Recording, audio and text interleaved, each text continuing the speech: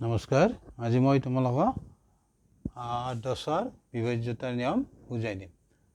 চোৱা, কোনো এটা সংখ্যা 10ৰে বিভাজ্য হ'ব যদি সংখ্যাটোৰ বা সংখ্যাটো শূন্যৰে শেষ হয়।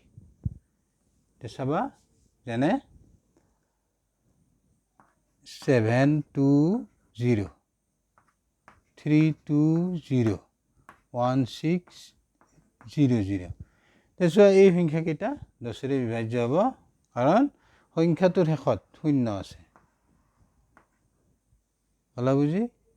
নাইবা তুমি লিখিব পাৰিবা এনেকৈ, এইটো 10ৰে বিভাজ্য হ'ব কিয় সংখ্যাটোৰ শেষত শূন্য আছে। গতিকে আমি নিয়মটো মতে গম পালোঁ, কোনো এটা সংখ্যা 10ৰে বিভাজ্য হ'ব যদি সংখ্যাটো শূন্যৰে শেষ হয়। হ'লা বুজি? আৰু বুজি পালানে নাই কমেণ্টত জনাবা।